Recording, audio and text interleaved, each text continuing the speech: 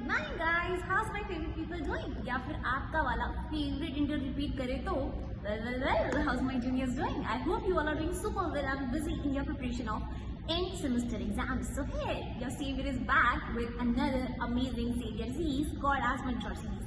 तो यार इसमें हम आपको यूनिट वाइज वन शॉट दे रहे होंगे, जिसमें हर एक यूनिट के topic wise questions with concept आपको करवाए जा रहे होंगे। डोंट वरी अगर आपकी रिवीजन का टाइम चल रहा है या फिर आप अभी पढ़ना ही स्टार्ट करो, जिसमें बाकी सारे बच्चे मेरे जैसे होंगे जो भी पढ़ना स्टार्ट कर रहे होंगे, बिकॉज अभी तक तो हम इवेंट्स में, हैकाथॉन्स में, मीटअप्स में जाने में बिजी थे और अभी भी टाइम मिला है पढ़ने का। तो लास्ट के 3 से 4 दिनों में, इवन दो अगर आप रात को बैठ के भी देख रहे हो ना, तब भी ये बेस्ट वन शॉट प्रूव हो सकती है आपके लिए। और राइट, तो what we will be doing is आपको हर एक कॉन्सेप्ट उसके साथ क्वेश्चंस एसोसिएटेड करवाए जा रहे होंगे। तो ये बहुत अच्छी चीज़ है। आपको करना क्या है, जस्ट लिख लिख के प्रैक्टिस करनी है। अगर आपको नोट्स चाहिए तो डिस्क्रिप्शन में ही व्हाट्सएप ग्रुप का लिंक होगा, जो आप आराम से ज्वाइन कर सकते हो। व्हाट्सएप ग्रुप में आपको नोट्स मिल रहे होंगे, आपको मेंटर्स मिल रहे होंगे, जिसने भी पढ़ाया है वो ट्विटर भी मिल रहा होगा। ऑल्सो एक बहुत अच्छी कम्युनिटी मिल रही होगी जिससे आप अपने डाउट्स क्लियर कर सकते हो। तो नोट्स हो गए, मेंटर से डाउट डिस्कशन हो गई, ट्विटर से आप पर्टिकुलर कॉन्सेप्ट भी पूछ सकते हो कि यहाँ पे आप क्या बताना चाह रहे थे, अगर नहीं समझ में आया है। ऑल्सो आपके साथ में जितने बच्चे पढ़ रहे हैं वो सब भी कनेक्टेड हैं। तो 20,000 प्लस की ऑडियंस व्हाट्सएप पे ऑलरेडी कनेक्टेड है, तो why not you join the groups and clear your doubts आराम से। नोट्स भी आपको वहीं पे मिल रहे होंगे। जितने भी टॉपिक्स इस वीडियो में कवर्ड हैं वो सारे मस्ट डू टॉपिक्स हैं। पूरा का पूरा सिलेबस नहीं करवाया जा रहा है यार, right, because syllabus is just so खिचपिच। जो सिलेबस में लिखते हैं वो एग्जाम में आता नहीं है, जो एग्जाम में आता है वो इस सिलेबस में लिखते नहीं है। तो वही यहाँ पे लिखा हुआ मिलेगा आपको, वही यहाँ पे पढ़ाया हुआ मिलेगा जो कि आपके एग्जाम में आता है। उन सारे टॉपिक्स की कौन से टाइम स्टैम्प पे क्या टॉपिक पढ़ाया जा रहा है लिस्ट भी आपको डिस्क्रिप्शन बॉक्स में मिल जा रही होगी, तो आप पर्टिकुलरली उस टाइम स्टैम्प पे क्लिक करके उस टॉपिक पे भी जंप ऑन कर सकते हैं।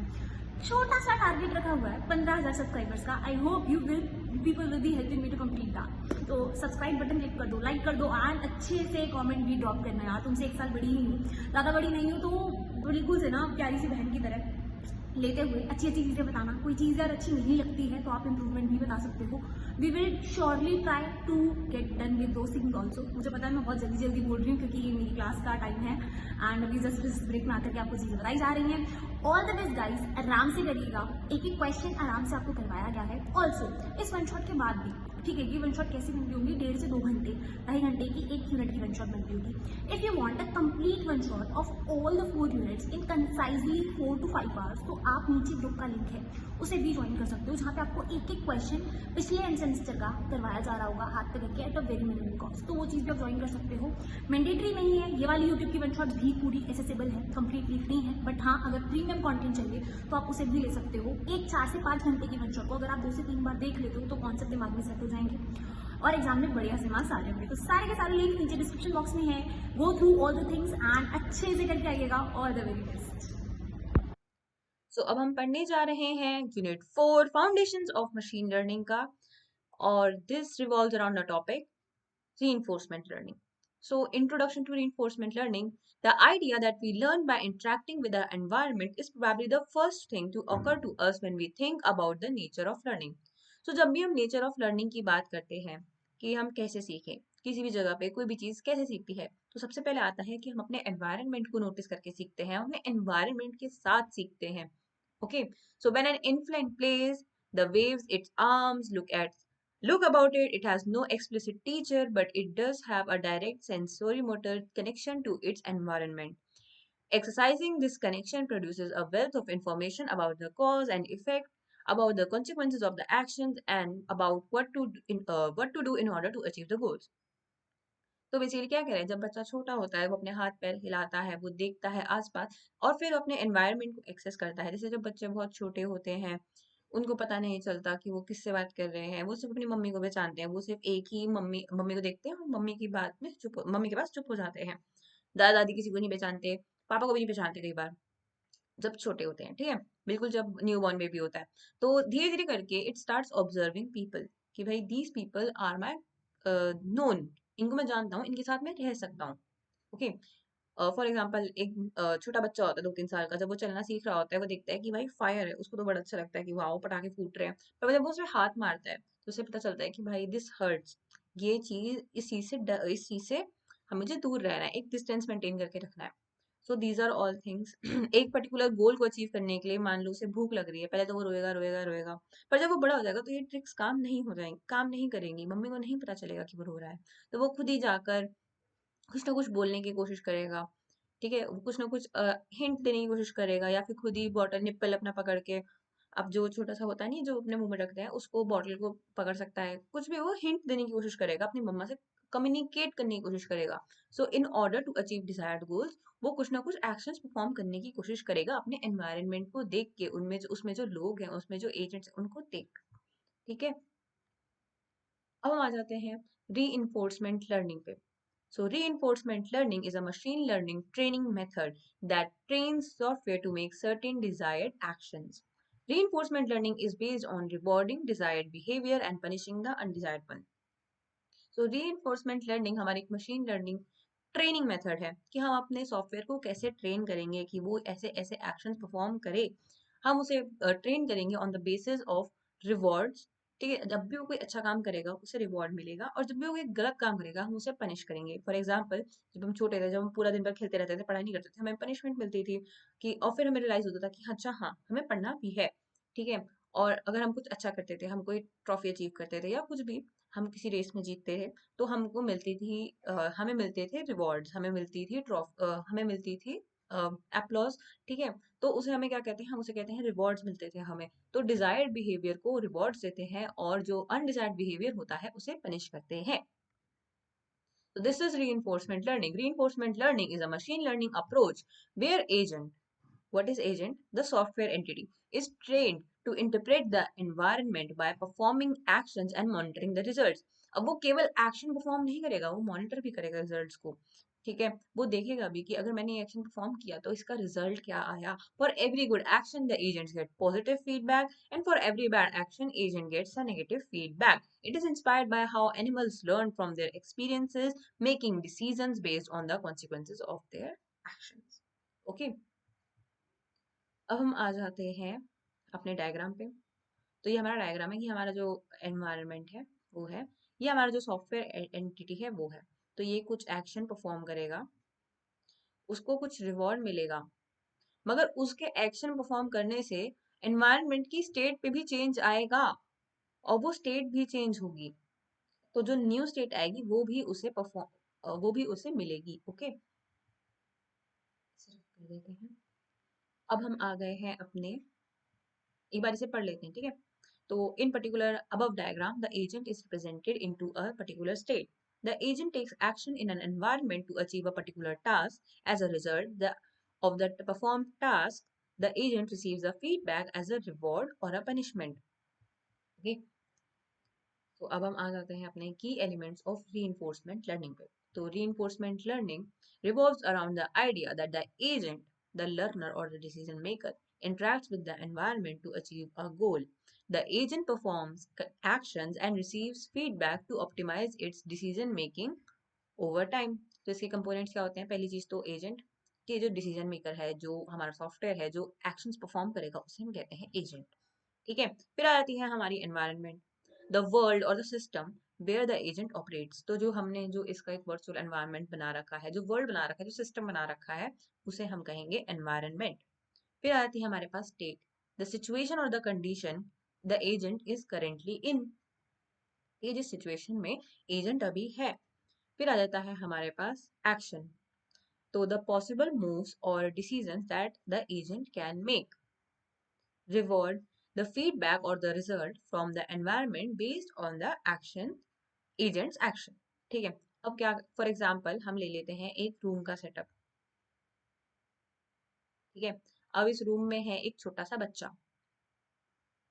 तो ये बच्चा क्या हुआ हमारा, ये बच्चा हुआ हमारा एजेंट, और ये जो रूम है ये हुआ हमारा एनवायरनमेंट। ओके, अब मान लीजिए यहाँ पे एक प्लेट रखी है जिसपे रखे हैं एप्पल्स। ठीक है, तो ये उस रूम की स्टेट है कि अभी इसमें एप्पल रखे हैं और इसमें कोई भी नहीं है।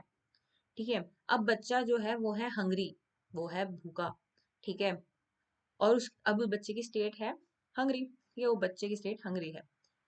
फिर बच्चा करता है एक एक्शन परफॉर्म, वो रोता है रोता है रोता है, बट उसे कुछ भी नहीं मिलता। ठीक है, रोता रोता रहता है तो उसे भूख और लगने लग जाती है, उसको नेगेटिव में और इम्पैक्ट हो जाता है। ठीक है, आंखें लाल हो गई, और वो बच्चे को रियलाइज होता है कि रोने से काम नहीं होगा। तो जो वो रोया और उसकी जो आंखें लाल हो गई, या बोलूं उसे कुछ भी नहीं मिला, तो ये है उसका फीडबैक, जो रिवॉर्ड है वो नेगेटिव में है। ठीक है, अब वो बच्चा क्या करता है, क्रॉल करना ट्राई करता है और पड़ा हुआ एप्पल खा लेता है।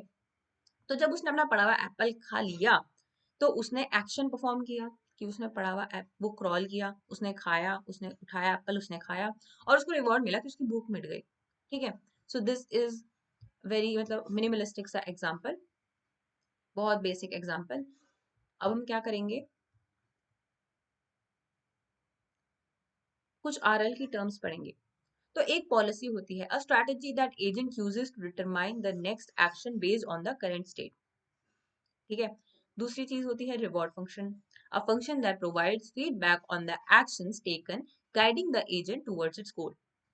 तो अब वो क्या कर रहा है, पॉलिसी क्या होती है, पॉलिसी एक स्ट्रैटेजी होती है जो एजेंट यूज करता है टू डिटरमाइन नेक्स्ट एक्शन। तो जैसे बच्चे ने क्रॉल किया, ठीक है, तो बच्चे की पॉलिसी क्या थी, एप्पल उठा के खा लूं। ठीक है, तो एप्पल उठा के खा लूं वाज इट्स पॉलिसी, तो उसने उसके लिए पहले क्रॉल किया, उसके बाद उसने एप्पल उठाया फिर खाया। ठीक है, रिवॉर्ड फंक्शन क्या होता है, function that provides feedback on the action. ठीक है, अब जैसे यहाँ पे बच्चे की मदर ने ये सब ऑब्जर्व किया तो बच्चे की मम्मी ने उसकी बहुत तारीफ करी, उसको बहुत प्यार करा। ठीक है, so this is reward function कि मतलब कितना एक पर्टिकुलर एक्शन पे उसे कितना मतलब वो मिलना चाहिए। ठीक है, अगर 2 साल का बच्चे की जगह 4 साल का बच्चा होता तो उसको ये सब रिवॉर्ड मिलता नहीं, सिर्फ उसकी भूख मिट जाती। राइट, तो कितना रिवॉर्ड मिलना चाहिए। ठीक है, value function is estimates the future cumulative rewards agent can receive from the given state। ठीक है, अब जब वो इस स्टेट में आ चुका है कि उसकी भूख मिट गई है, तो अब यहाँ से वो क्या क्या कर सकता है जिससे उसे और रिवॉर्ड्स मिले। ठीक है, वो एस्टिमेट करता है कि क्या इस स्टेट में आने के बाद मेरे पास और भी प्रोबेबिलिटी है कि मैं रिवॉर्ड्स ले सकूं। ओके, फिर आ जाता है हमारा model environment, a representation of environment that predicts the future states, rewards and adding in planning. तो ये मॉडल ऑफ एनवायरनमेंट वही चीज है, रिप्रेजेंटेशन ऑफ एनवायरनमेंट। ठीक है, तो ये फ्यूचर स्टेट्स भी दिखा सकता है ना, कि मतलब एप्पल, जब उसने एप्पल खाए तो एप्पल तो गायब हो गए, तो एनवायरनमेंट की स्टेट पे क्या फर्क पड़ा, मॉडल पे क्या फर्क पड़ा कि एप्पल अब नहीं है। ठीक है, और बच्चे की लोकेशन भी चेंज हो गई है। ठीक है, अब हम क्या करेंगे, approaches to RL. What are the approaches to RL. तो जैसे हमारे पास सुपरवाइज लर्निंग में, अनसुपरवाइज लर्निंग में बहुत सारे मेथड्स होते हैं, बहुत सारे एल्गोरिदम्स होते हैं, वैसे ही हमारे पास आरएल में भी बहुत सारी अप्रोचेस होती हैं। इसमें से पहली अप्रोच होती है वैल्यू बेस्ड मेथड्स। अब वैल्यू बेस्ड मेथड्स क्या होते हैं, ये फोकस करते हैं लर्निंग पे वैल्यू फंक्शन को। This focuses on learning a value function expected reward from a state और a state action pair. The key idea, learn to evaluate how good is it to be in a certain state or to perform a certain action। तो इसमें वो क्या करता है, जो are हमारा जो एजेंट होता है वो ट्राई करता है कि वो इवेलुएट कर ले पहले ही कि अगर मैं ये एक्शन परफॉर्म करूंगा तो मैं कैसी स्टेट में आ जाऊंगा, एक बेटर स्टेट में या फिर एक वर्स स्टेट में। क्या उस स्टेट में मेरे पास ज्यादा अपॉर्चुनिटीज होंगी रिवॉर्ड्स लेने की या कम होंगी। तो वो पूरा टोटल कैलकुलेशन करता है, जो उसका कैलकुलेशन होता है वो पूरा बेस्ड होता है वैल्यू पर कि उसको कितना रिवॉर्ड मिलेगा। ठीक है, इसमें हमारे पास आ जाता है क्यू लर्निंग और SARSA, state action reward, state action. Okay, the policy is derived from the value functions, choose action with the highest Q value. Okay, जो पॉलिसी है वो डिराइव करते हैं हम वैल्यू फंक्शन से। जो भी हम अपना सोचते हैं कि मतलब अब नेक्स्ट स्टेप क्या लेना है, वो वैल्यू को ध्यान में लेके करते हैं कि अब आगे जाके मुझे इस पर्टिकुलर जगह से या एक्शन से कितनी वैल्यू रिसीव होगी। ओके, हम आ जाते हैं अब नीचे। सेकेंड मेथड है हमारे पास पॉलिसी बेस्ड मेथड। ठीक है, तो these directly learn from a policy, a mapping from states to action without using a key value function. तो इसका आइडिया है optimize the policy parameters directly to maximize expected reward. अब यहाँ पे क्या होता है, हमको यहाँ पे ना एक पॉलिसी दी जाती है, पॉलिसी मतलब एक रोड मैप टाइप बना देते हैं। ठीक है, तो यहाँ से यहाँ जाएंगे तो इतना मिलेगा। ओके, तो ये हमें ज्यादा रिवॉर्ड देगा या कम रिवॉर्ड देगा, समझ रहे हो आप। यहाँ पे हमें पहले से एक पॉलिसी मिलती है। फॉर एग्जाम्पल मान लीजिए कि आप जंगल में खो गए हैं, यहाँ पे आप अब आपके हाथ में एक मैप आ जाता है magically, and you try to figure out कि कहाँ जाकर, जंगल में बहुत सारी छोटी छोटी जगह हैं, एक पॉन्ड है, एक हॉन्टेड हाउस टाइप का है, एक अबैंडन पोर्ट है, यहाँ पे छोटी सी बोट है। तो आप ध्यान से देखोगे कि मैं कहाँ जाऊंगा और कौन सी जगह मेरे लिए सबसे ज्यादा फेवरेबल होगी। एक एप्पल का और कार्ड भी है और हाँ मतलब खेत भी है, जो भी है। ठीक है, जो भी है बट मतलब यू हैव द मैप। ठीक है, you have the policy, you have कि आप कहाँ कहाँ जा सकते हो, what are the expected rewards, ठीक है, स्टेट टू एक्शन, और इस स्टेट में पहुंचने के लिए क्या क्या एक्शंस परफॉर्म करने पड़ेंगे आपको वो पता होता है, ठीक है। अब हम बात करते हैं अपना एक्टर क्रिटिक मेथड की, ठीक है। ये एक हाइब्रिड अप्रोच है, तो ये वैल्यू बेस्ड और पॉलिसी बेस्ड मेथड्स को क्या कर देती है, कंबाइन कर देती है, ठीक है। तो जो एक्टर होता है लर्न्स द पॉलिसी, ठीक है, this combined value based and policy based methods, जो एक्टर होता है लर्न करता है पॉलिसी को, decides what action to take, और जो क्रिटिक होता है इवेलुएट करता है एक्शन को taken using a value function, ठीक है। अब जैसे हम कोई भी मूवी देखते हैं तो हम उसमें एक क्रिटिक होता है और वो बैठ के सारे पॉइंट्स नोट कर रहा होता है कि क्या क्या इसने सही किया और क्या क्या इसने खराब किया। फॉर एग्जाम्पल हमने देखी मूवी तमाशा, उसमें हमने देखी रणबीर कपूर की परफॉर्मेंस, तो क्रिटिक ने बोला कि भाई इस पर्टिकुलर पॉइंट पे इसकी परफॉर्मेंस बहुत अच्छी थी, बट यहाँ पे आते आते मूवी का पेस बहुत स्लो हो गया, जो कि मतलब बहुत बोरिंग सी हो गई बीच में हल्की सी, और फिर उसने दोबारा एक बहुत अच्छा टर्न ले लिया और फिर बहुत अच्छी मतलब एंटरटेनिंग हो गई दोबारा, ओवरऑल अच्छी मूवी थी, मगर यहाँ पे उसने ऐसे पॉइंट्स निकालेगा, ठीक है। तो इवेलुएट, तो एक्टर एक पॉलिसी को याद करेगा, उसे देखेगा, उसे ध्यान में रखेगा अपनी वैल्यू बेस, अपने वैल्यू अप्रोचिंग वाले फंक्शन से कि सबसे ज्यादा वैल्यू मुझे कहाँ मिलेगा करके उसने कुछ ना कुछ एक्शन लेना है।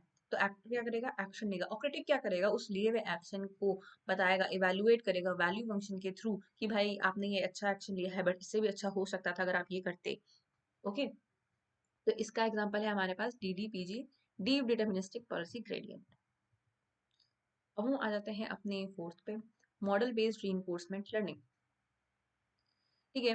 These methods learn a model, these method learns the model of environment. अब ये क्या करेगा, वो बोल रहा है कि भाई दो मेथड तो हमारे पास ऐसे, तीन मेथड तो हमारे पास ऐसे ही हो गए कि एक वैल्यू के पीछे भागते जाओ, एक पॉलिसी पकड़ा दी उसको याद कर लो, और एक दोनों को मिक्स कर दो।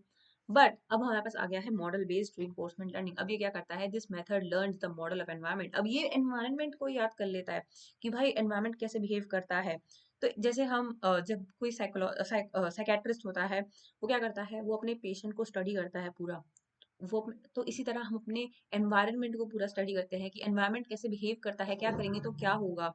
The key idea is predict future states and rewards to plan action. तो की आइडिया क्या है कि हम प्रिडिक्ट कर पाए फ्यूचर स्टेट्स को, कि भाई अभी मैंने ये कर दिया, अभी देखना ही एनवायरनमेंट कैसे बिहेव करेगा, और रिवॉर्ड प्लान कर पाए, मतलब रिवॉर्ड्स टू प्लान एक्शन, ठीक है। अब मुझे पता चल जाएगा कि ये कैसे बिहेव करेगा, तो मैं अपने एक्शन उसी तरह प्लान कर सकती हूँ कि जिस तरह मुझे मैक्सिमम रिवॉर्ड्स मिले, ठीक है। It is includes planning plus learning. इसमें क्या होगा, प्लानिंग एंड लर्निंग। तो हमें कीवर्ड्स याद रखने हैं सबके। जैसे सबसे पहले हमने क्या किया था, हमने सबसे पहले किया था वैल्यू बेस्ड मेथड्स, तो इसमें मैंने क्या बोलता, वैल्यू फंक्शन, वैल्यू फंक्शन को हमेशा याद में रखना है, ठीक है। दूसरा हमने किया था पॉलिसी बेस्ड, इसमें पॉलिसी को याद रखना है कि पॉलिसी क्या है, मैपिंग है स्टेट टू एक्शन की, ठीक है। फिर हमने किया था हाइब्रिड वाला एक्टर क्रिटिक मेथड, तो एक्टर और क्रिटिक पता होना चाहिए हमको कि क्या क्या करते हैं और क्या क्या व्हाट आर देयर फंक्शंस, ठीक है।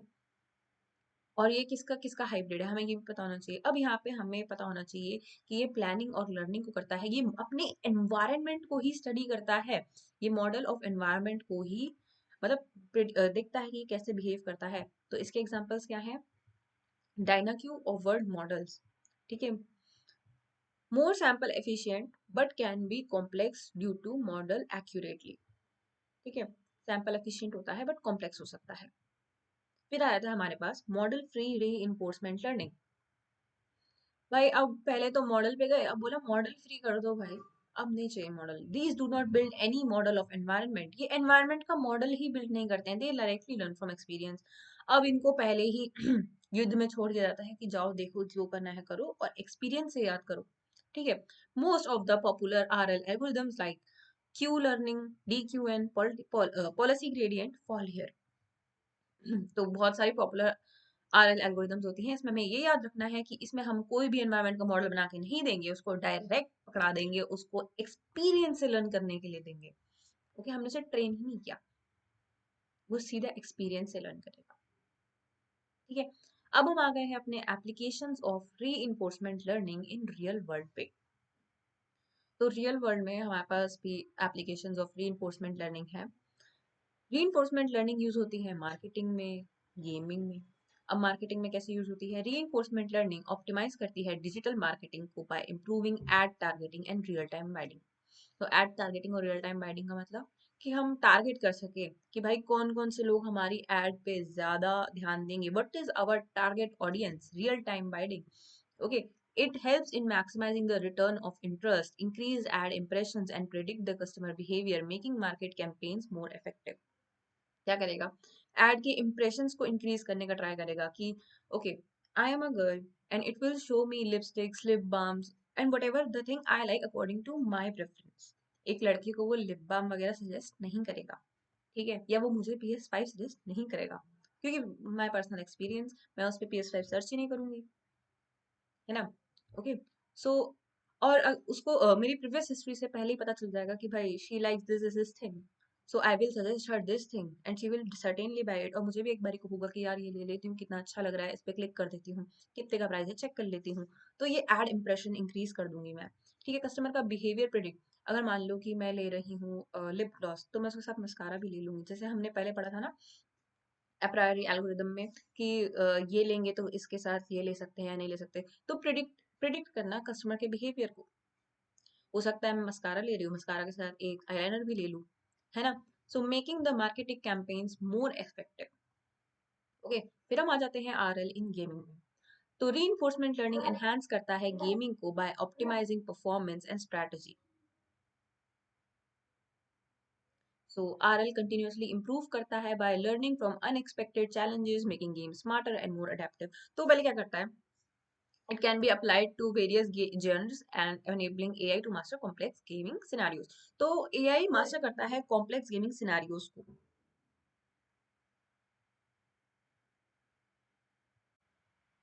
अब उस मास्टर कर लेगा कॉम्प्लेक्स गेमिंग सिनेरियोज को कि मतलब कैसे खेलते हैं, क्या करते हैं, पहले रूल याद करेगा, फिर मास्टर करेगा। उसके बाद जो हमारे गेमर्स है उनके लिए एक नई नई मोर smarter and adaptive gaming strategies को इन्वेंट करेगा कि अब इसे ये चैलेंज दे सकते हैं, ये चैलेंज इनके लिए टफ होगा, इस गेम में अगर हम ये ऐड कर दे तो अच्छा होगा। ओके, तो गेमिंग में बहुत सारी चीजें होती हैं, जैसे कि कैरेक्टर की वॉइसेस भी होती हैं। तो कैरेक्टर की वॉइसेस को अगर हम if you use a voice actor it will be very costly, so we can use AI। Reinforcement learning basically हमारी कहाँ यूज होती है? जब हमें गेमिंग सिनेरियोज को और ज्यादा इंप्रूव करना होता है कि ग्राफिक्स अच्छे कर दिए। अगर मान लीजिए थोड़ा सा नेट स्लो आ रहा है तो गेमिंग परफॉर्मेंस पे इफेक्ट ना पड़े, तो कौन सी क्वालिटी डिग्रेड करनी है, थोड़ी सी साइड की ग्राफिक्स डिग्रेड कर दिए, ठीक है। So this is about reinforcement learning कि अब कौन सा गेम में हम आगे बढ़ते जा रहे हैं, तो गेम को चैलेंजिंग बनाने के लिए कोई यहाँ से ऑब्स्टेकल डाल दिया या कुछ भी ऐसा जो हमें चैलेंजिंग गेम्स प्रोवाइड करता है, हमारे लिए ज्यादा अच्छा और स्मूथ एक्सपीरियंस प्रोवाइड करता है, ठीक है। अब हम आ जाते हैं अपने RL इन इमेज प्रोसेसिंग में। सो रीइंफोर्समेंट लर्निंग हमारी इमेज प्रोसेसिंग में भी बहुत बहुत ज़्यादा यूज़ होती है, ठीक है। और ये एनहांस करती है इमेज प्रोसेसिंग को by optimizing the tasks like image enhancement, information extraction. Deep neural networks built on RL principles help to improve image quality, conceal information, and support various computer vision applications। तो जो हम image process करते हैं, okay, in fact जो image process कर रहे हैं हम, जैसे मान लो थोड़ी सी ब्लर है, इसको थोड़ा सा और शार्प कर दिया, ठीक है, इसको थोड़ा सा और इसमें जो भी लिखा है, ओके, कुछ NLP में टेक्स्ट है, कुछ नॉर्मल लैंग्वेज इंग्लिश में टेक्स्ट है, तो उसको इनहेंस कर दिया कि भाई this is the text. Okay, so ये डीप न्यूरल नेटवर्क्स में जब हम ट्रेन कर रहे होते हैं CNN को, जो हमने न्यूरल नेटवर्क को ट्रेन कर रहे होते हैं, ये उसमें बहुत हेल्पफुल होता है, ओके। और इनफैक्ट जब हम कोई इमेज एडिट कर रहे होते हैं, जैसे हम एडिटर को बोलते हैं ना कि भाई remove this guy from the background please, RL learning helps in that, okay, कि मतलब वापस से जो पीछे का बैकग्राउंड है वो सेम लगे एज कम्पेयर टू जो मतलब ऑब्स्टेकल था बीच में, ठीक है। अब मैं ऐसे बोलती हूँ कि भाई यहाँ पे मेरा हाथ मेरे चिन पे है, इस इमेज से मेरा हाथ मेरे चिन से हटाकर नीचे कर दो। दिस इज ऑल्सो री लर्निंग, ओके। तो जो भी काम AI अपने आप करता है प्रोसेसिंग में, बहुत सारी चीजें हो सकती हैं और इनमें एनहांसमेंट हो सकती है, कुछ भी हो सकता है। तो दीज आर RL, ओके। अब आ जाते हैं RL इन मेडिकल डायग्नोसिस में, ठीक है। तो मेडिकल डायग्नोसिस में भी RL बहुत हेल्पफुल होता है। तो पहला पॉइंट क्या होता है? Improved accuracy. RL can help healthcare professionals by making more accurate diagnosis by learning from large dataset and identifying patterns that might be missed by humans. There must be some patterns जो human miss कर देते हैं या फिर हम सोचते हैं कि भाई what is the chance of occurring, मतलब बहुत रेयर डिसीजेज होती हैं जो हम कैच नहीं कर पाते, जो ह्यूमन डॉक्टर्स कैच नहीं कर पाते. तो with the help of RL, ठीक है, RL can identify those missing patterns and work with the doctor simultaneously to treat humans. ठीक है. Reduced costs. By optimizing treatment pathways and resource allocations, RL can help to reduce healthcare costs. So RL can find a way to reduce the cost. ठीक है. So जो भी हम generally वे बताते हैं उसमें बहुत सारे ऐसे ट्रीटमेंट्स होते हैं जिसमें बहुत ज़्यादा ट्रीटमेंट कॉस्ट होती है, बहुत एडवांस्ड इक्विपमेंट्स यूज होते हैं, बहुत एडवांस डिवाइसेस यूज होते हैं. ओके. सो उनको उनकी कॉस्ट को रिड्यूस करने के लिए भी हम आरएल का यूज कर सकते हैं कि वो हमें एक पाथवे जनरेट करके दे जो हमारे लिए काफी ज्यादा इफेक्टिव हो और हमारे कॉस्ट को भी रिड्यूस कर दे. Okay, personalized medicine. RL can help create a personalized treatment plan that are tailored to individual with the needs of each patient. हर एक पेशेंट की अपनी एक हिस्ट्री होती है कि उसे कैसी कैसी बीमारियां पास्ट में रही हैं या फिर उसके जीन्स में क्या क्या है या उसके ग्रैंड पेरेंट्स को क्या क्या प्रॉब्लम्स रही हैं. ओके. सो उसके हिसाब से सबका अलग अलग ट्रीटमेंट होता है, सबका एक पर्सनलाइज ट्रीटमेंट होता है. तो आरएल हेल्प कर सकता है उस चीज को टेलर करने में कि मतलब डॉक्टर्स के लिए ये चीज करना इस थोड़ा सा मुश्किल, क्योंकि इंडिया में वैसे भी डॉक्टर्स बहुत कम है और पेशेंट्स बहुत ज्यादा हैं. In fact as a world total में हम ले तो doctors are very less rather than patients. ठीक है. सो पर्सनलाइज मेडिसिन देने के लिए RL can help with doctor, doctor के साथ हेल्प में आ सकता है ताकि हर एक पेशेंट को एक पर्सनलाइज ट्रीटमेंट मिले. Okay. So examples of RL models in medical diagnosis. ठीक है. तो इसमें आ जाता है deep Q network used for a task like optimizing diagnostic workflows, personalized treatment plans. Okay, तो इसमें थोड़ा सा एग्जांपल्स याद कर सकते हैं. तो DQN याद कर सकते हैं, पॉलिसी ग्रेडियंट मेथड याद कर सकते हैं, मॉडल बेस्ड आरएल जो अभी हमने ऊपर पढ़ा. ठीक है. एक बार देख लेते हैं. Use for task like controlling robotic surgery and allocating hospital resources, used for tasks like predicting patient outcomes and optimizing treatment regimens. अब हम आ जाते हैं एक बार नीचे. आरएल इन फ्रॉड डिटेक्शन. ओके. तो फ्रॉड डिटेक्शन में आरएल कैसे हेल्प करता है? So improved accuracy. RL algorithms can learn to identify subtle patterns and anomalies that traditional methods might miss. तो कुछ कुछ ऐसे पैटर्न्स देख सकता है, वो कुछ कुछ अनोमलीज निकाल सकता है जो ट्रेडिशनल मेथड्स मिस कर देते हैं, जो एसपीएम एंड और जो हमारे ट्रेडिशनल मेथड्स हैं जो सुपरवाइज लर्निंग में है वो मिस कर देते हैं. Okay. Reduce false positives. RL can be trained to minimize false positives, reducing the burden of fraud analysis. Okay. तो हम फॉल्स पॉजिटिव्स को टारगेट कर सकते हैं कि भाई फॉल्स पॉजिटिव्स तो आने ही नहीं चाहिए. We can target things. Okay. Adaptability to evolving for patterns. तो वो अडेप्टेबल टू जैसे कोई भी चीज होती है वो इवॉल्व करती रहती है विद टाइम. जैसे पहले आते थे सुपर डिस्काउंट एंड ऑल. ठीक है. अब क्या आते हैं congratulations you have won this. फिर क्या आएंगे बाद में. This keeps on evolving, it keeps on evolving. ठीक है. For example your registration has been completed for this, you are allocated for this, please pay this. ठीक है. ये सब पैटर्न्स इवॉल्व होते रहते हैं. जैसे मान लीजिए कोई हमने अपने सिस्टम हमने अपने सिस्टम पे काफी टाइम पहले एक सॉफ्टवेयर डाला. तो कुछ हैकर्स ने उसे हैक करने के लिए बग्स भेजने शुरू किए. ठीक है. फिर हमने एक सिस्टम के लिए प्रोटेक्शन बना दी. अब उस प्रोटेक्शन की भी कुछ कुछ कमियां रही होंगी तो हैकर्स ने इवॉल्व किया और उसकी कमी को देखकर और बग्स भेजने शुरू किए जो उसकी कमी को टारगेट करते हैं. फिर मैंने अब हैकर्स के बग्स देखे और उसके बाद एक और सिस्टम लेयर प्रोटेक्शन लेयर डाली. So this keeps on evolving. और हम ऐसा नहीं कर सकते कि नई नई चीजों के लिए, नए नए इवॉल्विंग पैटर्न्स के लिए नया नया नया नया कोई मॉडल बनाते रहे. So it is better to use RL, क्योंकि आरएल क्या करेगा, it can adapt to new fraud techniques. तो जैसे जैसे नई नई इवोल्यूशन होती रहेगी वैसे वैसे वो अपने आप को अडेप्ट करता रहेगा to prevent frauds, making them more resilient to emerge threats. ठीक है. अब हमारे पास क्या आते हैं types of RL algorithms for fraud detection. Q learning, deep deep Q network, policy gradient methods, actor critic method. ये दोनों हमने ऊपर ही पढ़े हैं. ठीक है। Q learning we will see आगे। Okay, so RL in email spam detection. Reinforcement learning enhances email spam detection by continuously learning and adapting to evolving spam tactics. तो जैसे हमने पढ़ा कि फ्रॉड टैक्टिक्स, वैसे ही ईमेल स्पैम के tactics भी होते हैं. Okay, unlike traditional based rule-based methods or supervised learning approaches, RL spam filters dynamically to adjust strategies based on their feedback. ठीक है, तो ये डायनामिकली वर्क करता है. और फॉर एग्जांपल पहले आता था बड़ा बड़ा डिस्काउंट, तो सुपरवाइज लर्निंग क्या करता था, ये वर्ड्स हैं, कंग्रेचुलेशन, डिस्काउंट, तो इनको पकड़ लेते हैं. जहाँ पे ये आएगा वहां पे हम इसको ईमेल स्पैम डिटेक्शन कर देंगे कि भाई ये ईमेल स्पैम है. बट फिर अब ऐसे ऐसे अब वो उन वर्ड्स का यूज ही नहीं करते. Email spam don't use those words, क्योंकि अब उन्हें भी पता चल गया कि भाई इनका एल्गोरिदम तो ये फिल्टर आउट कर देगा, तो वैसे ही स्पैम में डाल देगा. तो आरएल क्या करता है, जो न्यू इवॉल्विंग हमारे जो न्यू इवॉल्विंग स्पैम्स है, जो नए नए स्पैम्स आ रहे हैं, उनको भी ब्लॉक करता है. By analysing user interaction such as marketing emails और एज स्पैम और not, the model refines its classification, improving accuracy over time. This reduces false positives, enhances security, and ensures efficient filtering of unwanted emails. Okay. तो ये क्या करता है, basically जैसे मान लीजिए I shop a lot from Myntra. Okay, I shop a lot from Myntra. So I want the updates of Myntra. तो RL will recognize that कि मुझे Myntra के updates पे मेरा जो interaction है वो बहुत ज़्यादा है. I use them, I see them, I look up to them and I buy them.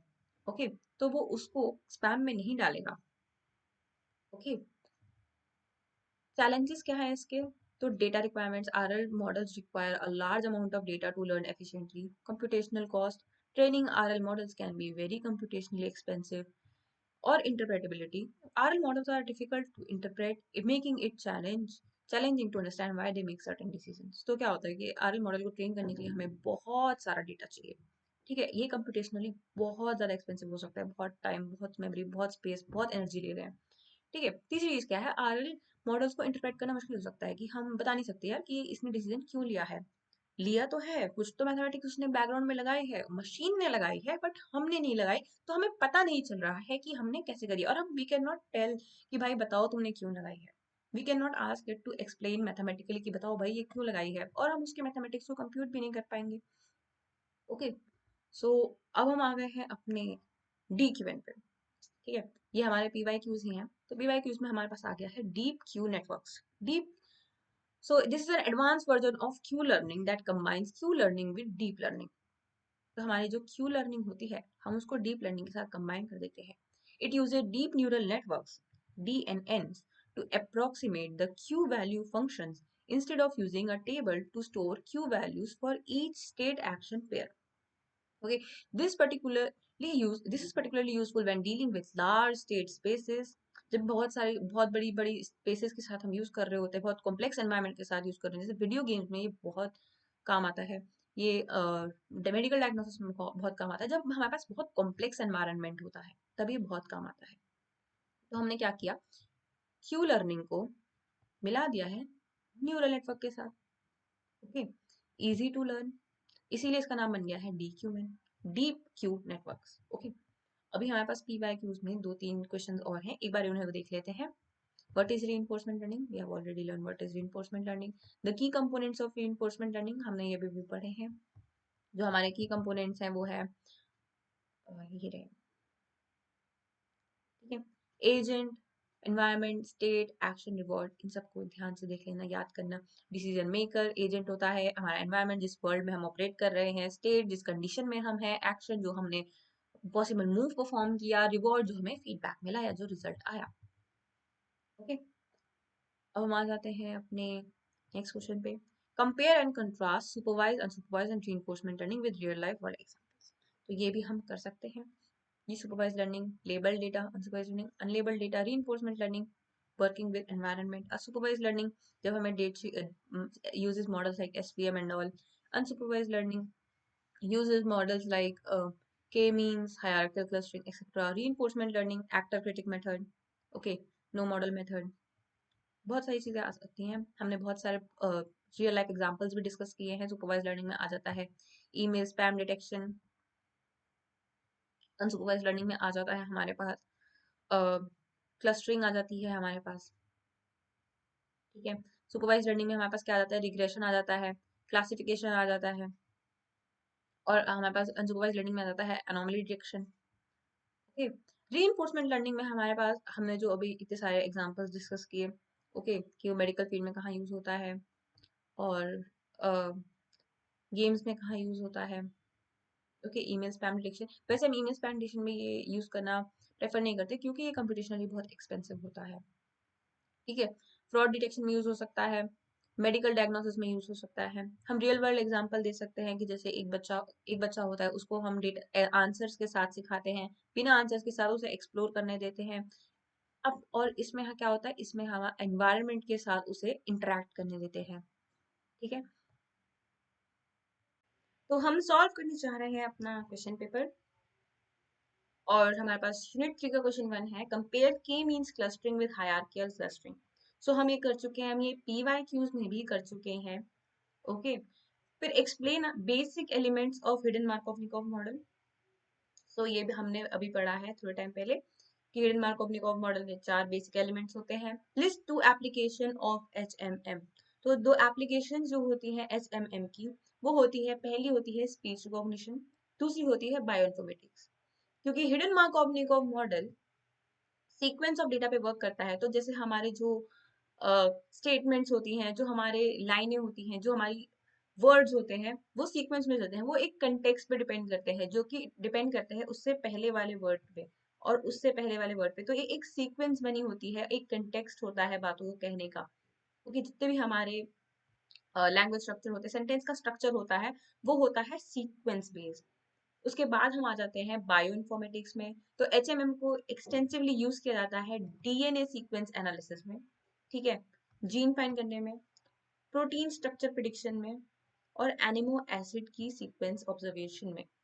क्योंकि हमारा जो डीएनए है वो भी इन सीक्वेंस होता है, तो सीक्वेंस वाली चीजों को पैटर्न्स फाइंड करने के लिए हिडन मार्कोव मॉडल बहुत हेल्पफुल होते हैं। It works on sequence, okay. तो हमने कर लिया है हमारा question 6 part A. Second part में हमारे पास यू यूज के means clustering two cluster the following data into groups. तो ग्रुप्स में कैसे क्लस्टर करेंगे इनको। तो पहला ग्रुप है हमारे पास M1, दूसरा ग्रुप है हमारे पास M2, ये M1 की वैल्यू है 2, M2 की वैल्यू है 4। तो इसमें हमें बहुत सारी आइटरेशंस लगेंगी, इससे बेटर है कि हम इन दो को हटाकर कॉन्स्टेंटली अपने जो सेंट्रॉइड्स हैं वो अपडेट करते रहे। जैसे यहाँ पे आ गया 10, तो 10 आएगा हमारे 4 के पास, ओके। तो ये 1 डायमेंशनल में है हमारे पास जो डेटा है। सो हम इसमें कुछ नहीं करेंगे, हम एक बेसिक सा सब्ट्रैक्शन परफॉर्म करेंगे। यहाँ पे हमने सब्ट्रैक्शन परफॉर्म किया, दो जने हैं, 10 + 4 डिवाइडेड बाय 2। तो इसका हमारे पास आंसर आ गया 14 डिवाइडेड बाय 2 इज 7। हमारी M2 की वैल्यू आ गई 7। अब हमने क्या किया, हमने इसको रिमूव कर दिया, ठीक है। अब हमने दोबारा देखा, तो अब हमारे पास 12, ठीक है। तो 12 - 2 इज 10, 12 - 7 इज 5। तो ऑब्वियसली ये भी यहाँ पे आ गया। तो 7 + 5 डिवाइडेड बाय 2। तो 7 + 5 is 12, oh sorry, 7 + 12 divided by 2।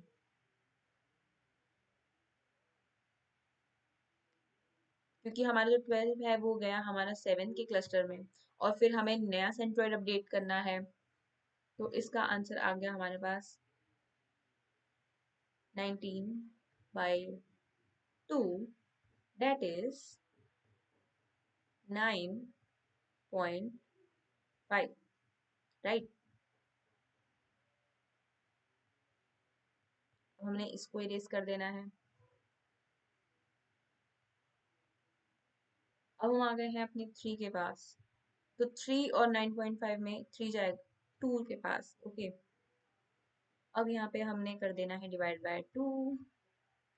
यहाँ पे आ जाएगा हमारा आंसर 2.5 क्योंकि 3 + 2 = 5, 5 डिवाइड बाई 2 2.5। ओके, उसके बाद है हमारे पास 20, सो 20 विल बी नियरर टू 9.5।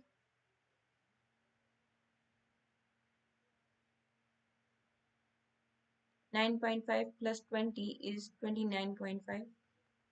इसे दोबारा डिवाइड बाय 2 कर देंगे हम।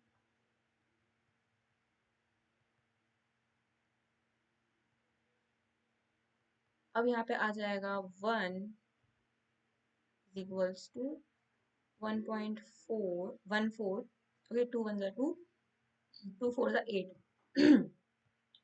उसके बाद हमारे पास आ जाएगा 7 5। ओके, हमने अब 20 भी कर लिया है, बस 30 आ गया है। ओके, अब 14.75 + 30, क्योंकि 30 will be closer to this, तो +30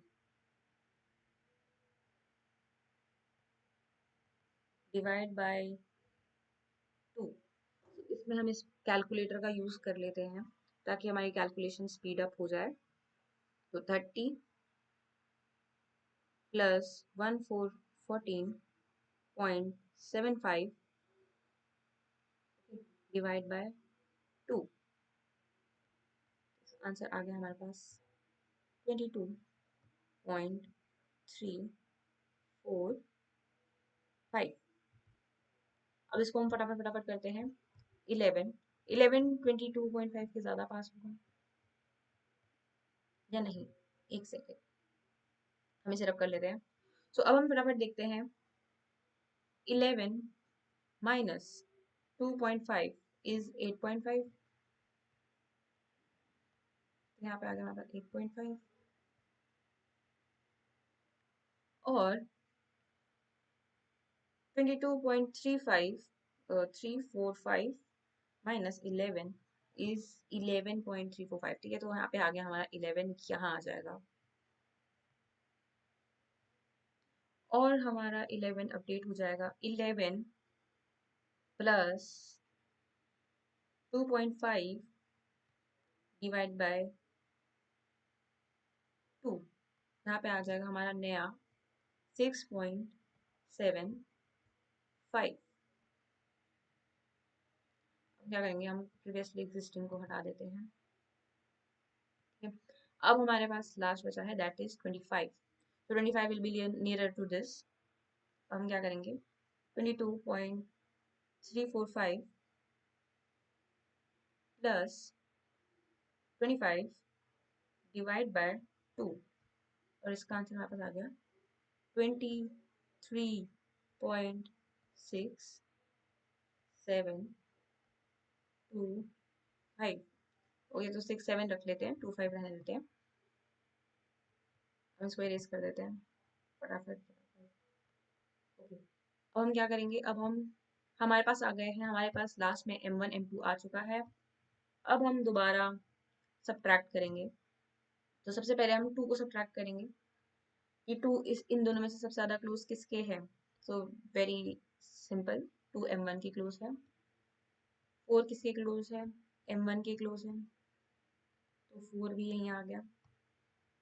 ओके, अब 10 किसके ज़्यादा क्लोज है, यहाँ पे m2 के साथ आ रहा है 13.6467, और यहाँ पे कम आएगा। ओके, 10 - 6.75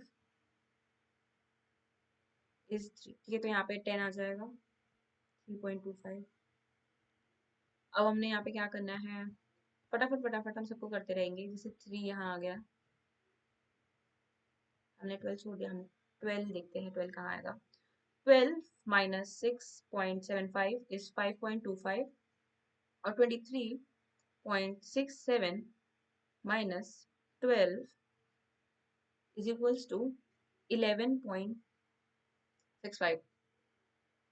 ओके, सो हमारा पहले वाला आंसर ज़्यादा क्लोज था, तो 12 भी यहाँ पे आ जाएगा। अब हमारे पास है 20, सो 20 तो ऑब्वियसली हमारा यहाँ आएगा। फिर हमारे पास 30 भी यहाँ आएगा। फिर हमारे पास है 25 भी यहाँ आएगा। अब बचा 11 देख लेते हैं हम कहाँ आएगा। सो हम देखते हैं 11 माइनस 6.75 इज 4.25, ओके। और 23 minus 6 minus 11 is equal to, ठीक है। तो हमारा 11 भी यहाँ आ जाएगा। तो ये हमारे बन जाएंगे दो क्लस्टर्स, क्लस्टर 1, क्लस्टर 2। अब हम आ जाते हैं अपने EM एल्गोरिदम पर और फजी सी मीन्स, ठीक है। Question number 7, A part explain EM algorithm and fuzzy C means clustering in detail. तो फजी सी मीन्स की क्लस्टरिंग हम डिटेल में पढ़ चुके हैं कि fuzzy C means is a soft clustering algorithm जो कि के मीन्स की एक्सटेंशन है। फजी सी मीन्स में हमारा एक ऑब्जेक्ट दो या दो से ज्यादा क्लस्टर्स का पार्ट हो सकता है, ओके। दो या दो से ज्यादा क्लस्टर्स का पार्ट हो सकता है, एक प्रोबेबिलिटी असाइन होती है। हम देख लेते हैं what is EM algorithm. So an iterative EM, an iterative method मतलब जो अपडेट होता है और रिपीट करता है, स्टेप्स को अपडेट होकर रिपीट करता रहता है, okay. Iterative method is method to estimate parameters when data is missing values और हिडन वेरिएबल्स। तो जब डेटा में हिडन वेरिएबल्स या मिसिंग वैल्यूज होते हैं तब हम EM को यूज करते हैं, ओके। क्योंकि हमारा सिलेबस चेंज हुआ है, so we don't need to know things that are not in our syllabus in that much detail, okay. So we just need to practice our previous question year paper, that's why we are doing it, ठीक है। हमें अपना previous question year paper करना है। बहुत सारी चीजें ऐसी हैं इस पेपर में जो हमारे सिलेबस में नहीं है इस ईयर, और we just need to know them on a depth कि हम उसे लिख सकें। अगर हमारे एग्जाम में ये बाई चांस आ जाता है बट सिलेबस में है नहीं, तो हम उसे लिख सकें, हम उसे अटेम्प्ट कर सकें, हम उसे छोड़ के ना आए, okay. So EM algorithm is one of that iterative method to estimate parameters when data has missing values or hidden variables। तो पहला जाता है टू स्टेप, ई स्टेप। पहला स्टेप आता है ई स्टेप जो कि होता है गेस करना, ठीक है। एस्टिमेट हिडन या मिसिंग वैल्यू को हम क्या करेंगे, करंट पैरामीटर के थ्रू गेस करेंगे। करंट पैरामीटर्स को देखकर हम एक गेस मारेंगे कि this can be the hidden data और द मिसिंग डेटा। फिर हम क्या करेंगे, एम करेंगे, अपडेट करेंगे। हमने अपनी वैल्यू तो डाली फिर हमने अपने पैरामीटर्स को भी अपडेट कर दिया ताकि वो फिट करे हमारे गेस्ट डेटा के साथ, ओके। हमने अपना गेस्ट डेटा, हमने अपना गेस्ट तो मारा ही मारा, बट हमने पैरामीटर्स को भी अपडेट कर दिया। In short EM helps us to find hidden patterns by guessing and refining। तो EM हमें हेल्प करता है फाइंड करने में हिडन पैटर्न्स को विद गेसिंग एंड रिफाइनिंग। तो पहले हमने क्या किया, हमारा पहला स्टेप था कि हमने गेस किया, एस्टिमेट किया हिडन डेटा को यूजिंग द करंट पैरामीटर्स। उसके बाद हमने एम स्टेप किया जिसमें हमने अपडेट किया पैरामीटर्स को to best fit the guest data, okay. अब हम आ जाते हैं अपने ऊपर क्वेश्चन पे। Explain apriori algorithm in machine learning and association analysis in detail. तो हमने ये भी बहुत अच्छे से डिटेल में किया है। Association analysis market basket analysis में बहुत इंपॉर्टेंट होता है। It helps to find the relation between the variables, okay. Apriori algorithm support calculate करना, कॉन्फिडेंस कैलकुलेट करना हमने बहुत अच्छे से सीखा है, तो हम इसे एक्सप्लेन आराम से कर सकते हैं। तो हमने यूनिट 3 कर लिया है अपना, क्वेश्चन 6 और क्वेश्चन 7 डन। अब आ जाते हैं अपने यूनिट 4 पे, ओके। तो यूनिट 4 पे जाने से पहले हमने PYQs में एक क्वेश्चन देखा था, ओके। DQN का, डीप क्यू नेटवर्क्स का। It is an advance version of Q learning that combines Q learning with deep learning. So अभी हमने क्या किया था, हमने क्यू लर्निंग को डीप लर्निंग के साथ कंबाइन किया था, बट हमें पता ही नहीं है कि क्यू लर्निंग क्या होता है। तो अब हम देखेंगे व्हाट इज क्यू लर्निंग। हमारा क्यू लर्निंग हमारे सिलेबस में नहीं है, but still we will see, क्योंकि हमारे लास्ट ईयर के क्वेश्चन पेपर में आ रखा है और लास्ट ईयर हमारे सिलेबस में था। तो एक बार थोड़ा सा देख लेते हैं ताकि we know we have the overall idea what is Q function and Q learning algorithm, ठीक है। तो जो हमने स्टार्टिंग में एक वैल्यू फंक्शन पढ़ा था, बिल्कुल ऊपर जब हमने अप्रोचेस पढ़ी थी, तो हमने सबसे पहली अप्रोच जो पढ़ी थी वो थी वैल्यू बेस्ड मेथड्स। इसमें हम क्या करते हैं, इसमें हम पहले वैल्यू फंक्शंस को देखते थे, उसके बाद पॉलिसी बनाते थे, ठीक है, हम हमेशा वैल्यूज को देखते थे, जबकि हम जो पॉलिसी फंक्शन था, पॉलिसी बेस्ड मेथड, इसमें हम पहले पॉलिसी देखते थे, उसके बाद वैल्यूज को कैलकुलेट करते थे। तो हम आ गए हैं अपने फर्स्ट टाइप पे। ठीक है, हम बात कर रहे हैं हाँ, हम बात कर रहे हैं two types of value function की। तो जो अभी हमने वैल्यू फंक्शन पढ़ा जिसमें हम वैल्यू को देख के पॉलिसी बनाते थे, उसके हमारे पास टू टाइप्स होते हैं। पहला state value function. State value function किससे डिनोट करते हैं हम? वी एस से। How good is it to be in this state. तो ये स्टेट हमारे लिए कितनी ज्यादा फायदेमंद है, ये स्टेट में रहना हमारे लिए कितना ज्यादा सही है। It tells you how much reward you can expect to get in future if you start from a state and follow a particular policy. तो पहले हम वी कैलकुलेट करेंगे, उसके बाद हम पॉलिसी पे जाएंगे, राइट। तो पॉलिसी तो हमेशा बाद में आएगी, पर पहले हम देखेंगे कि इस पर्टिकुलर स्टेट पे, इस पर्टिकुलर सिचुएशन से हमें कितना वैल्यू मिल सकता है, what is the maximum reward we can get. Okay, फिर है हमारे पास action value function. So action value function क्या करता है? एक्शन वैल्यू फंक्शन हमसे पूछता है how good is it to take this state, this action is in this state. तो अब क्या कर रहा है, ये एक्शन को भी ले आया है। तो ये क्या कर रहा है, एक्शन और वैल्यू को कंबाइन कर रहा है एक पर्टिकुलर स्टेट में। It tells you how much reward you can expect to get in future if you take a specific action from a specific state. Then you keep playing smartly, follow the policy. तो मतलब policy तो follow होगी पर वो बाद में होगी, पर पहले हम क्या देखेंगे, हम देखेंगे कि एक स्पेसिफिक एक्शन को इस पर्टिकुलर स्टेट में करने से हमें कितनी वैल्यू मिलती है, हमें कितने रिवॉर्ड मिलते हैं, हमारा फ्यूचर क्या है इसको इस एक्शन को करने के बाद। ठीक है, सो वाइंड अप करते हैं फटाफट। तो हमने क्या पढ़ा? हमने पढ़ा स्टेट वैल्यू फंक्शन, हमने पढ़ा action value function. State value function में क्या हो रहा था, वो वीएस कैलकुलेट कर रहा था, how good is this state. तो वो सिर्फ स्टेट की बात कर रहा है, वैल्यू और स्टेट की, कि स्टेट से कितनी वैल्यू मिल सकती है। और उसके बाद हम फॉलो करेंगे पॉलिसी। पॉलिसी हमेशा बाद में ही फॉलो होती है, क्योंकि we are talking about value function, right. जब हम वैल्यू फंक्शन की बात करेंगे तो हम पहले वैल्यू को देखेंगे और पॉलिसी को बाद में फॉलो करेंगे। और फिर हमने पढ़ा एक्शन वैल्यू फंक्शन के बारे में। सो एक्शन वैल्यू क्या करता है, ये एक्शन को भी देखता है और वैल्यू को भी देखता है एक गिवन स्टेट में। ठीक है, कि हम क्या एक्शन ले रहे हैं, और फिर उसके बाद फॉलो करेगा पॉलिसी को। अब हम आ जाते हैं अपनी क्यू लर्निंग पे। तो अभी हमने इतना कुछ पढ़ा, ये हमने क्यों पढ़ा? क्योंकि जो हमारा क्यू लर्निंग है वो इसी पे बेस्ड है। तो क्यू लर्निंग क्या है? Model free value based enforcement learning. तो जिस वैल्यू बेस्ड की हमने अभी टू टाइप्स पढ़े, ये उसी के टाइप पे आधारित है, ये उसी के टाइप पे बेस्ड है, तो ये वैल्यू बेस्ड है, बट ये मॉडल फ्री है। तो जब हमने ऊपर दो टाइप पढ़े थे, मॉडल और मॉडल फ्री, उसमें से ये मॉडल फ्री की कैटेगरी में फॉलो करता है और ये वैल्यू बेस्ड फंक्शन की कैटेगरी में फॉलो करता है। ठीक है, so this algorithm allows an agent to learn the optimal action in a given environment through trial and error. तो एक गिवन एनवायरनमेंट में थ्रू ट्रायल एंड एरर ये हेल्प करता है to find to learn the optimal actions. तो ये सबसे ज्यादा ऑप्टिमल एक्शंस को ये एल्गोरिदम हेल्प करती है एजेंट को लर्न करने में कि हम सबसे ऑप्टिमल एक्शन क्या लें। ठीक है, तो अब आ जाता है हमारा कि इसमें क्यू फंक्शन क्या होता है। Q function in reinforcement learning, Q S ए। तो ये जो क्यू एस ए है हमने देखा है, कहाँ देखा है? हमने ये देखा है यहाँ पे। तो this is Q S A action value function.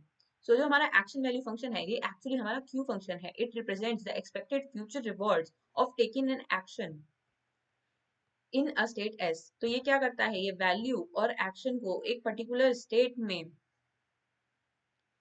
क्या करता है, इवेलुएट करता है, और फिर बाद में पॉलिसी फॉलो करता है। तो जो हमारा क्यू फंक्शन है वो वैल्यू बेस्ड लर्निंग का ही सेकेंड टाइप है। ओके, और क्यू लर्निंग इसको फॉलो करती है।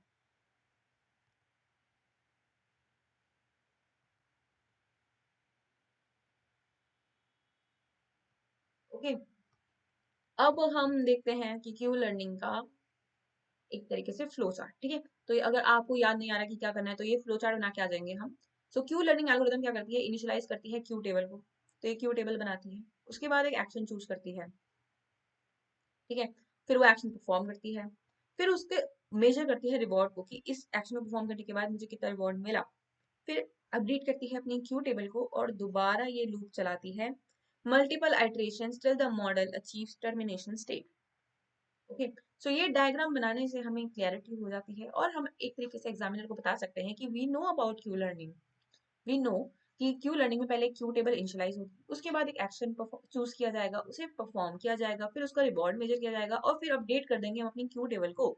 और फिर ये चलेगा लूप, कब तक चलेगा? जब तक मॉडल टर्मिनेशन स्टेट में नहीं पहुंच जाता। ओके, और एक बारी इसके बाद पढ़ लेते हैं हम डी क्यू एन को। तो D Q networks are advance version of Q learning. तो क्यू लर्निंग अब हम समझ चुके हैं क्या होता है। तो ये क्यू लर्निंग और डीप लर्निंग को कंबाइन कर देता है, न्यूरल नेटवर्क्स को हेल्प करता न्यूरल नेटवर्क्स हेल्प करता है क्यू वैल्यू फंक्शन को, कि हम बार बार टेबल का यूज ना करके एक न्यूरल नेटवर्क का यूज करें। This is particularly useful when dealing with large state spaces like complex environments, जैसे वीडियो गेम्स और मेडिकल एडवांसमेंट्स जो हमने ऊपर पढ़ी थी। ठीक है, अब हमने क्यू बेस्ड लर्निंग भी पढ़ ली है, हमें समझ में आ गया है what is Q based learning, value function and all. अब हम पढ़ रहे हैं, अब हम आ जाते हैं अपने नेक्स्ट क्वेश्चन पे। Discuss the Bellman equation. ये भी हमारे सिलेबस में नहीं है but we will learn this and its role in machine learning. Explain the value function approximation. So Bellman equation is a fundamental concept in dynamic programming. ठीक है, तो this is a concept in dynamic programming and reinforcement learning. और ये क्या करता है? ये break down करता है कॉम्प्लेक्स डिसीजन मेकिंग प्रॉब्लम्स को into very simple recursive steps. Recursive steps क्या होते हैं? रिकर्जन, जो रिकर्जन अपने आप एक फंक्शन अपने आप को ही कॉल करता रहता है।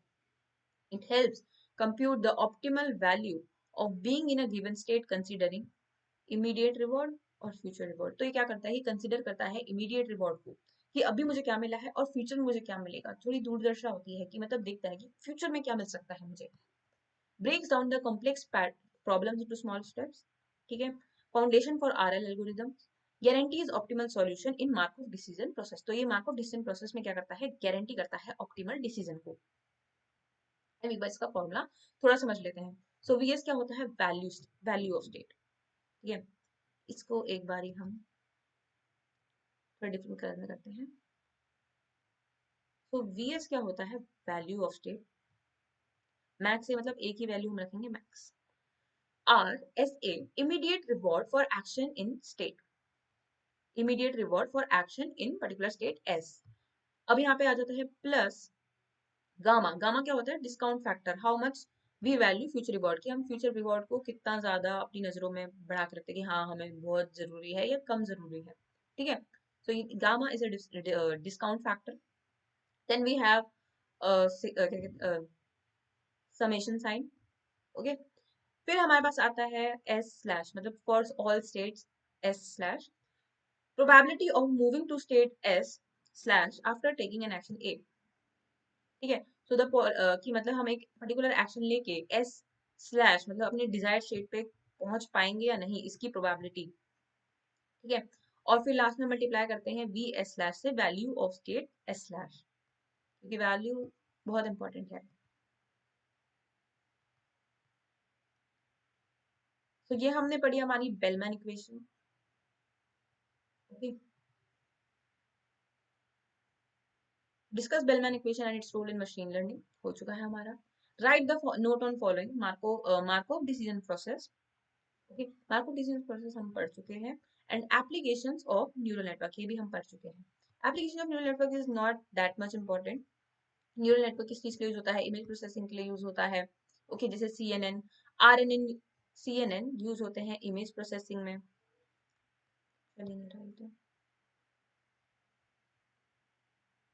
जो CNN होते हैं न्यूरल नेटवर्क्स, वो यूज होते हैं इमेज प्रोसेसिंग में। जो RNN यूज होते हैं वो यूज होते हैं टेक्स्ट प्रोसेसिंग में। ओके, सो CNN यूज होता है इमेज प्रोसेसिंग में, RNN यूज होते हैं टेक्स्ट प्रोसेसिंग में। और न्यूरल नेटवर्क्स को हम ट्रेन कर सकते हैं, हाइब्रिड न्यूरल नेटवर्क्स को हम ट्रेन कर सकते हैं बहुत सारे अपने मशीन लर्निंग मॉडल्स के साथ, ताकि वो उसकी एक्यूरेसी इंप्रूव कर दें। ठीक है, so neural networks are also very important. फिर हम पढ़ते हैं significance of deep Q neural networks, ये भी हमने ऊपर पढ़ा। Also write the applications of reinforcement learning. तो रीइंफोर्समेंट लर्निंग की एप्लीकेशंस हम कर चुके हैं।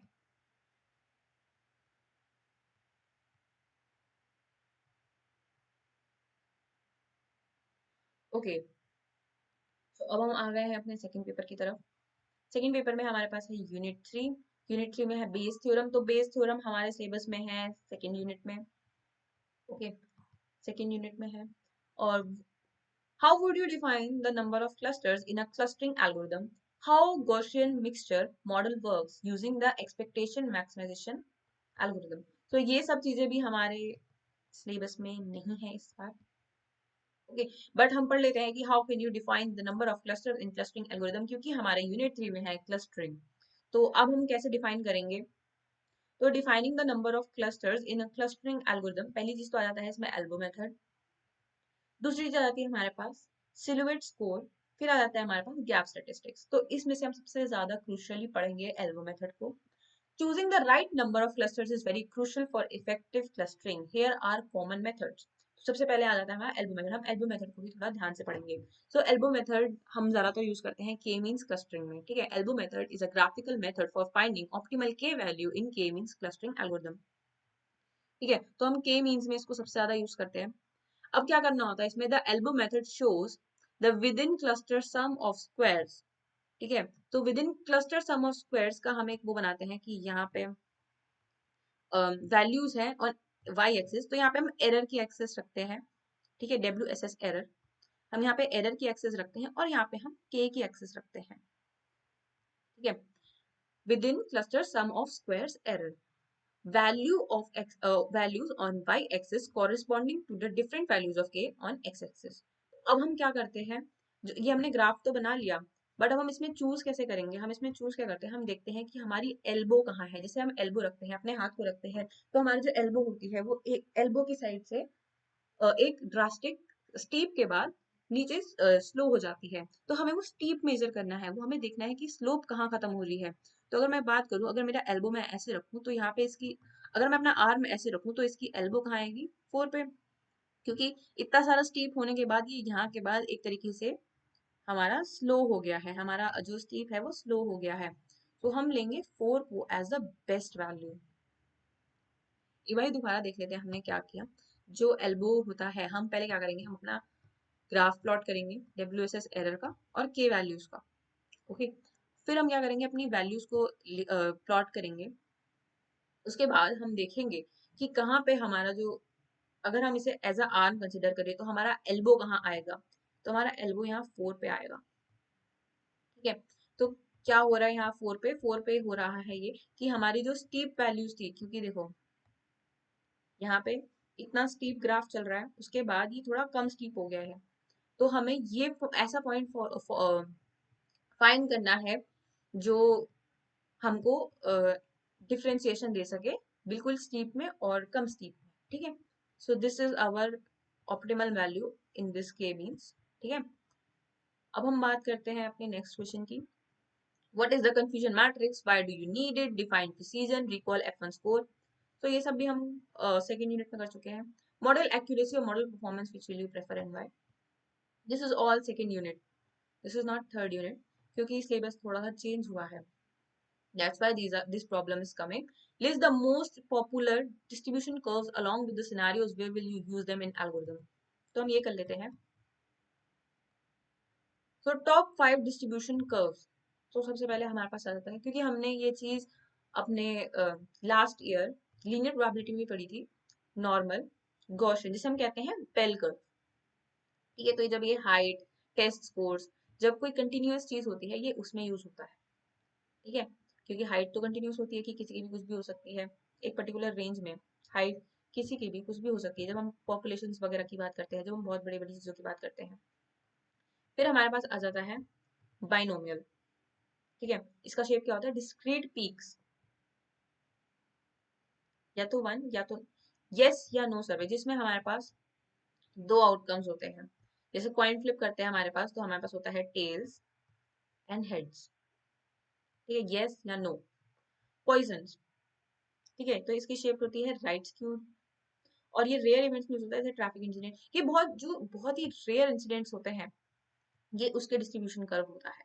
ये होता है, इसकी शेप होती है राइट, जो जैसे रेयर इंसिडेंट मतलब जैसे किसी फैक्ट्री में आग लग जाना, अर्थक्वेक आ जाना, ट्रैफिक एक्सीडेंट हो जाना, तो ये बहुत रेयर इवेंट्स हैं और इनकी प्रोबेबिलिटी बहुत कम होती है। तो जिन चीजों की प्रोबेबिलिटी बहुत ही ज्यादा कम होती है उसमें हम यूज करते हैं हम पॉइसंस का। Exponential, we know what is exponential, rapid decay में यूज होता है, शेप इसकी रैपिड डीके होती है। एग्जांपल क्या होता है, जब वेटिंग टाइम्स होते हैं, ओके, जैसे बस अराइवल एक्सेट्रा, ठीक है। फिर आ जाता है हमारे पास यूनिफॉर्म, यूनिफॉर्म फ्लैट लाइन, इसी शेप की होती है फ्लैट लाइन। एग्जांपल क्या है, डाइस रोल, लॉटरी नंबर्स, ठीक है, जिनकी प्रोबेबिलिटी यूनिफॉर्म होती है, जिनकी आने की प्रोबेबिलिटी बहुत यूनिफॉर्म होती है। डाइस रोल, क्योंकि डाइस की जो हर एक फेस की आने की प्रोबेबिलिटी होती है 1/6, ठीक है, this is a fair dice, given that the dice is fair, तो यूनिफॉर्म, ठीक है। उसके बाद हम आ जाते हैं अपने list the advantages and limitations of temporal difference learning method. So temporal difference learning method, simple explanation है, reinforcement learning method that learns by combining actual rewards and estimated future rewards. तो टेम्पोरल डिफरेंस भी क्या करता है, actual rewards और estimated future rewards को combine करके ही learn करता है। एडवांटेजेस क्या है, एडवांटेजेस है कि ऑनलाइन अपडेट्स हर स्टेप के बाद लर्न करता है, मॉडल फ्री है, विदाउट एनवायरमेंट के भी विदाउट एनवायरमेंट रूल्स के वर्क करता है, हैंडल करता है पार्शियल डेटा को, learn from incomplete episodes, low variance, smoother होता है, स्केलेबल होता है, ठीक है। अब इसकी लिमिटेशंस क्या है, इसकी लिमिटेशंस है कि बायस uses estimates not true future rewards, एक estimate यूज करता है, हाइपर पैरामीटर ट्यूनिंग, सेंसिटिव होता है लर्निंग रेट को एंड डिस्काउंट फैक्टर को, बहुत सेंसिटिव होता है, मतलब लर्निंग रेट थोड़ा सा आगे पीछे हुआ तो बहुत ड्रास्टिक चेंजेस आ सकते हैं। नो ऑप्टिमल गारंटी, गारंटी नहीं है कि ऑप्टिमल होगा। Sparse rewards, learn slowly if the rewards are rare. Over estimation, Q learning can over value actions, ठीक है। तो अब हम कर चुके हैं अपना टेम्पोरल डिफरेंस लर्निंग मेथड को भी थोड़ा थोड़ा समझने की जरूरत है क्योंकि हमारे पास इसमें ज्यादा नहीं है, ठीक है। एक्सप्लेन मार्कोव डिसीजन प्रोसेस, ये हम कर चुके हैं। यूज ऑफ बेलमैन इक्वेशंस भी कर चुके हैं। What do you mean by associative rule mining, ARM। Explain Apriori algorithm with real life examples of some data set, ये भी हम कर चुके हैं। Apriori algorithm and real life data set, data set में हम वही डाल सकते हैं जो हमने डाला था ब्रेड बटर मिल्क का, ओके। हम छोटा सा एक डेटा सेट बना सकते हैं उसका, ट्रांजेक्शन एंड ऑल का। How do you select important variables while working on a data set, ये भी हम कर चुके हैं। Feature selection, feature extraction, what is log likelihood, तो एक बार देख लेते हैं what is log likelihood.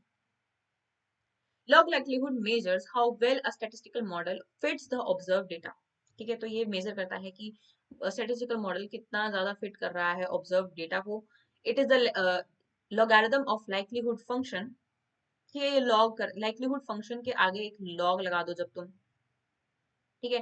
Likelihood function is a function जिसके आगे तुम लॉग लगा दो तो तुम्हारा लॉग लाइक्लीहुड मेजर बन जाता है, ठीक है। Which calculates the probability of seeing data given the models parameters, okay. Evaluating a logistic regression model involves accessing of its performance, ठीक है। अब हम कह रहे हैं कि how would we evaluate, okay, how would we evaluate a particular if a particular model is good or bad, तो how will we evaluate if a particular model is good and bad। पहली चीज तो confusion matrix, accuracy, precision, recall, F1 score, ठीक है। सो इन सब के through कर सकते हैं। पहली चीज, फर्स्ट पॉइंट कि वही सब चीजें कि हमारी एक्यूरेसी कितनी है, हमारा प्रिसीजन कितना है, रिकॉल कितना है, F1 स्कोर कितना है, ट्रू पॉजिटिव कितने हैं, फॉल्स पॉजिटिव कितने हैं, ठीक है। So this is confusion matrix and derived matrix. दूसरी चीज आती है हमारे पास ROC curve and AUC curve. ROC curve क्या होता है, plots the true positive rate recall versus false positive rate, ठीक है, एट डिफरेंट थ्रेशोल्ड्स। और एओसी क्या होता है, एरिया अंडर द कर्व, ठीक है। तो एओसी 1 क्या होता है, परफेक्ट क्लासिफायर। और इसमें एओसी की वैल्यू है, एओसी अगर वैल्यू 1 है तो परफेक्ट क्लासिफायर है, और एओसी की वैल्यू अगर 0.5 है तो ये रैंडमली गेस कर रहा है। यूज केस क्या होता है इसका, मॉडल्स को कंपेयर करने में अराउंड थ्रेशोल्ड्स। तो इतना ज्यादा डिटेल में याद करने की जरूरत नहीं है, बट वी कैन रिमेम्बर कि जो आरओसी कर्व होता है वो ट्रू पॉजिटिव रेट को, जो कि रिकॉल होता है हमारा रिकॉल को प्लॉट करता है फॉल्स पॉजिटिव रेट के साथ, ठीक है, एट डिफरेंट थ्रेशोल्ड्स। आरओ से कर्व ये करता है, और एरिया अंडर कर्व क्या करता है, एरिया अंडर कर्व की कुछ वैल्यूज हैं कि एरिया अंडर कर्व अगर 1 हो तो परफेक्ट क्लासिफायर होता है, और एरिया अंडर कर्व अगर 0.5 है तो ये रैंडमली गेस कर रहा है। ओके, तो अब हमने सॉल्व कर लिया है हमारी 2 question paper, and I hope if you keep on rereading these things, okay, जो भी हमने आज डिस्कस किया, अगर हम कोई भी चीज अगर नई लग रही है क्योंकि क्यू लर्निंग वगैरह हमारे सिलेबस में नहीं है, तो हमने इसे बहुत इजी वे में पढ़ा है, बहुत ऊपर से पढ़, not very detailed but enough detailed वे में पढ़ा है, ऊपर ऊपर से भी नहीं बट इनफ डिटेल कि हम लिख सके आकर, वी नो द बेसिक्स, हमने इसके बेसिक्स अच्छे से पढ़े हैं, और अगर हम इसको दोबारा दोबारा 2-3 बार पढ़ लें तो आई थिंक वी कैन, अगर क्वेश्चन आ भी जाता है तो we will remember this things. Okay, thank you for today.